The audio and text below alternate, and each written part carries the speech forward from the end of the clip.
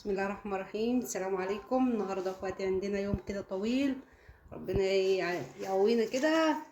عندنا كرنب، عندنا ربطة ملوخية عايزة تتقطف، عندنا لسه بقى صينية بطاطس، عندنا صلصة عايزين نسبكها. كل ده يا جماعة، والمفروض ان الغدا يخلص قبل العيال ما يجوا من المدرسة. فادعونا كده بإذن الله ان ربنا يقوينا، بس ان شاء الله يعني بإذن الله هنحاول ننجز. والحمد لله ان المدارس فترة مسائية، يعني الغدا كده المفروض يجهز على بعد العصر. اللهم صل على سيدنا محمد. توكلنا على الله. يا جماعة اول حاجة هنعملها، حطينا حلة عشان نسلق الكرنبة، ومعانا برضو فراخ عايزين تتحشي. يعني الفيديو النهاردة شاق جدا ويوم شاق، بس ان شاء الله ربنا يعيننا ونلحق نخلص.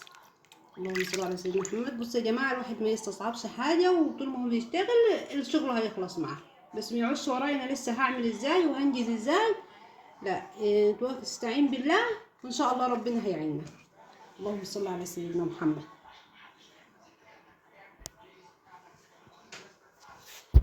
ميه بس ما تغلي الكرنب، ميه سليق الكرنب.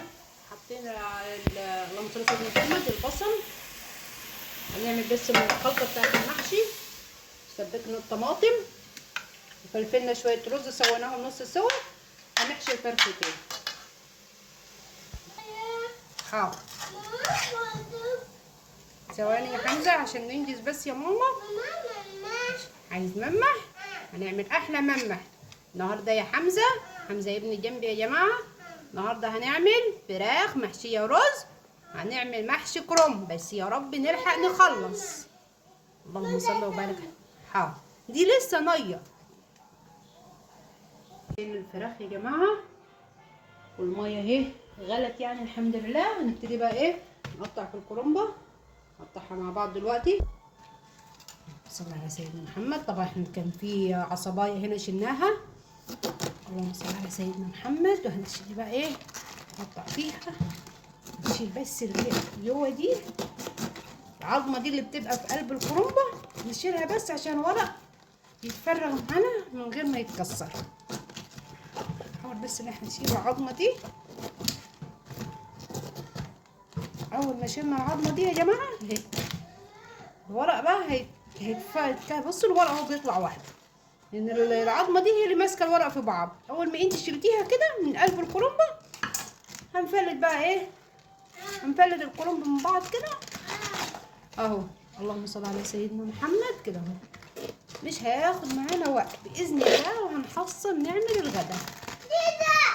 هنعمل كرنبه يا حمزه، هعمل لك محشي. نعمل محشي كرنب النهارده ومحشي كوكو، ويومنا جميل ان شاء الله. عشان ما نطولش عليكم بس يا جماعه، نخلص بس قطيعها كده ونفتح الفيديو تاني اهو يا جماعه. اللهم صل على سيدنا محمد. كده احنا قطعنا الكرنبه، بس انا خفت بقى تكسر مني لان الكرنبه لسه طازه. انا بصراحه بحب اجيب الكرنبه قبلها بيوم، لما بتدبل بتبقى احسن. فسبتها الحته دي سليمه، هحطها مره واحده في الميه. والميه غلت اهي. طبعا احنا بنضيف للميه؟ ملح بكمون بس. ملح بكمون يا جماعه. الخلط البصل اهو للخلطه بتاعت المحشي. اللهم صل على سيدنا محمد. مش هنسيبه بس يغلي كتير، لان الكرنب ده شكله كده كرنب مش كبير قوي، عشان ما يتهريش مننا الورق. اللهم صل على سيدنا محمد.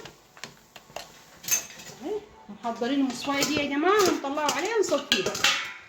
اللهم صل على سيدنا محمد. وهي الفراخ، ودي الصلصه بتاعت الخلطه. طيب يا جماعه، اللهم صل على سيدنا محمد. التسبيكه بتاعت الخلطه بتاعت المحشي نشفت اهي معانا، لازم تبقى ناشفه كده يا جماعه. اللهم صل على سيدنا محمد. هننزل بقى بالرز. الرز طبعا احنا اهو غاسلينه ومصفينه، ودي الخضره مقطعينها، ودي التوابل اللي هنستخدمها. اللهم صل على سيدنا محمد. ننزل بالرز. الخضره اللي هي كزبره وشمار وشبت. نقلب ده كله بقى. هنجهز الخضره. اول حاجه هستخدمها معايا في التوابل يا جماعه طبعا ملح. اللهم صل. ملح بكمون. كزبره. عندي بقى حاجات كده بتطعمه بصراحه، توم بودره وبصل بودره. ده يا جماعه ده بصل، لا استنى لما اشوف كده، انا ما بعرفش الفرق بينهم بصراحه، بس هما كانوا صنفين. لا ده بصل بصراحه، اول مره اجيب بصل الاقيه بصل فعلا. يعني قبل كده بجيب بصل بودره ده بيطلع نشا، بس لا ده بصل، لان بص من لونه كده، لونه مغمق وريحته كمان بصل على طول. بصراحه اول مره اجيب بصل، هو جوزي جابهولي من السوق هعرف المكان. كده انا حطيت ملح وفلفل. ثواني يا ماما، حطيت ملح وكمون. المفروض احط فلفل. هو فين الفلفل؟ بس هو مش اهو الفلفل. اللهم صل على سيدنا محمد. كده ملح بكمون وملح وفلفل اللهم صل على محمد، وتوم بودره وبصل بودره. هنحطهم بقى ايه على الخلطه بتاعتنا. اللهم صل على سيدنا محمد. اللهم صل على سيدنا محمد. انا الرز بتاع خلطه المحشي يا جماعه ما بنخلوش كتير ما بنخلوش اصلا على البوتاجاز، يعني مجرد ما احنا حطينا الرز وحطينا الخضره والصلصه طبعا متسبكه، وهي البهارات اهي. اللهم صل على سيدنا محمد. مش بنخليه كتير، والخضره تدبل كده من حراره التسبيكه. اللهم صل على سيدنا محمد. بنحب يبقى لونه احمر كده بصراحه. هنجيب بقى صينيه ونحطه فيها عشان ايه يبرد معانا. احنا لسه هنقطع الكرنب، يعني احنا خلصناه سليق وهنقطع الكرنب. هفصل بس الكاميرا عشان ما اطولش عليكم. سيدنا محمد كده يا جماعه، سلقنا الكرنب هنقطعه، وهي الخلطه حطيناها في الصينيه. ايوه يا ماما دقيقه. هنقطع بقى الكرنب عشان نبتدي نلف على طول.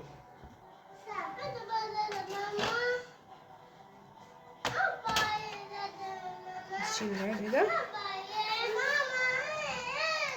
ايوه يا ماما حاضر، دقيقه واحده. ممكن نخلص بس يا مودة جت من الحضانه.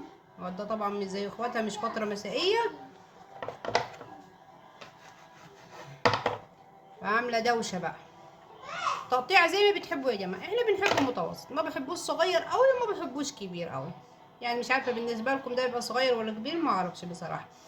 ده بقى انا هبتدي باللي هو لونه فاتح، لان ده بخليه على وش الحله. والاخضر ده اللهم صل على سيدنا محمد عشان بياخد سوا معايا. بلفه بقى في قعر الحله اللي هو الاخضر ده. اللهم صل على سيدنا محمد. كملوا معانا الفيديو يا جماعه، وان شاء الله ربنا يكرمنا وننجز. بس سلام. طبعا يا جماعه اني انا قطعت ورق، بس ما قطعتوش كله بصراحه عشان الحق بس اعمل حله على قد الغدا. انتوا عارفين احنا مستعجلين النهارده.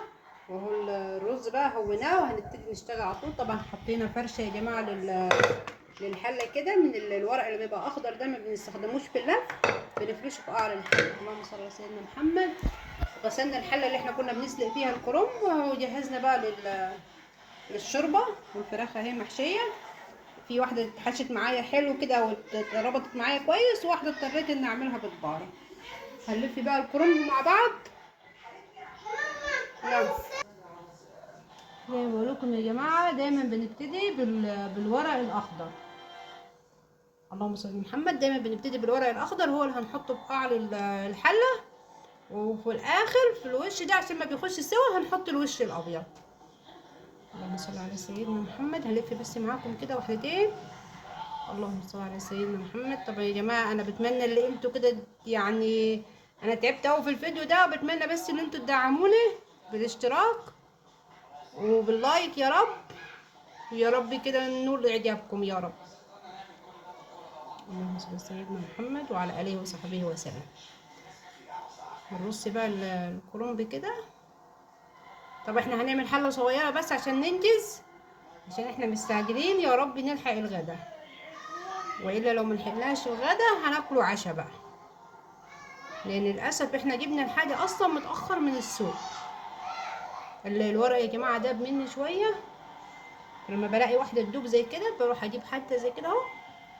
اللهم صل على سيدنا محمد. واقفلها بيها زي ما انتوا شايفين. هنرص بقى ده كله، وهقفل الكاميرا وافتحها تاني. خليكم معانا بقى. بصوا يا جماعه العصر يدن والعيال قربت تطلع من المدرسه، واحنا كل اللي قدرنا نعمله سلقنا الفراخ والمحشي خلصناه لف. طبعا احنا لفينا من تحت الكرنب اهو، اهو الكرنب هنشوفوه من تحت الناس. ويعني طبعا زي ما انتوا عارفين الكرنب مكانش كتير، ما قطعتش كتير. كان عندي كيس ورق عنب مطلعاه من الفريزر، كملت الحله فيه. وقرون الفلفل دي والبطاطس برضو لسه كده. شكلنا مش هنلحق الغدا، بس عادي وقت ما يجهز بقى نتغدى. ممكن اللي جعان يصبر نفسه باي حاجه. والملوخيه الله اعلم بقى هنعملها، نلحق النهارده ولا هنقطفها ونخليها بكره. خليكم معانا.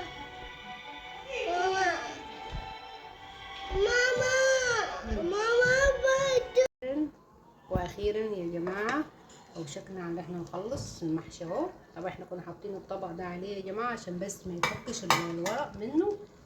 والبطاطس اهي، خلصنا المحشي وخلصنا البطاطس والفراخ. والله احنا من كتر ما احنا كنا جعانين ما كناش بنستنى بس قادرين بس اللي احنا نستنى لما نحمرها. كنا بناكل فيها كده هي ولسه مسلوقه يعني. ودي الشوربه. هنعمل بقى شويه ملوخيه. الشوربه دي عباره عن شوربه اللي هي شوربه فراخ، يعني مصفينها من شوربه الفراخ. اللهم صل على سيدنا محمد. حاطين فيها كزبره، حاطين فيها توم دقينه في الهون، شويه ملح فلفل ومكعب ماجي. الورقه راحت فين؟ ومكعب ماجي. نسيبها تغلي بقى وهنصفي ونغسل الملوخيه ونصفيها كويس. اللهم صل على سيدنا محمد. يا جماعه الشوربه غلت فهنسقط فيها الملوخيه. احنا الملوخيه عندنا يا جماعه في الصعيد بنعملها ورق. يا حمزه طب معلش احمد دخل الباب، ماشي هنفتحه. نديها غلوه كده وبعدين نعملها بالمفرق. المفرق ده موجود عندنا في الصعيد. وهي صينيه البطاطس استوت، تشرب بس شويه الشوربه اللي فيها دي وهنحطها تحت الشوايه. الشوربه دي مجرد الملوخيه دي مجرد ما تغلي هنفركها بالمفرق ده يا جماعه اهو. بالمفرق ده هنفركها كده وبعدين هنعمل لها الطشه. حمر بقى يا جماعه الفراخ كده. الحمد لله يعتبر الملوخيه خلاص هنفركها بالمفرق بتاعنا. والبطاطس اهي خلاص استوت. انا بس بحب اديها لون كده فهحطها تحت الشوايه. وهنحمر الفراخ. طبعا الطاوه بتاعتنا مش كبيره فهنحمر فرخه فهنحمر فرخه. يلا واخيرا يا جماعه خلصنا اهو المحشي. هندلقه كده في الصينيه. ايوه نوسع بس الفرخه. نصور هنا. اللهم صل على سيدنا محمد وعلى اله وصحبه وسلم. والله يا جماعه لو تعرفوا بس احنا تعبنا قد ايه. يعني انا عن نفسي تعبت. واحنا دلوقتي من الصبح يعني للمغرب عشان ننجز بس الغدا. وعملنا معاه بقى الملوخيه. الملوخيه يا جماعه بتاعتنا اللي احنا بنفرك بنعملها ورق. انا بقى نجيب طبق سوا. فين الطبق اللي كان هنا؟ فين الطبق؟ كان في طبق عايزه اغرب فيه اهو. يلا يلا هاتي صور هنا، صور هنا.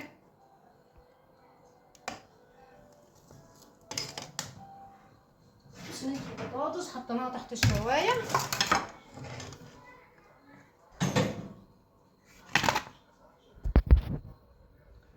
اديناها لون كده تحت الشوايه. وهي الملوخيه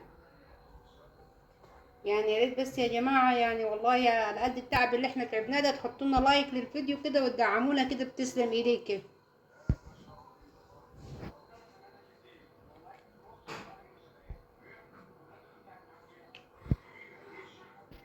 الله السلام عليكم ورحمه الله وبركاته.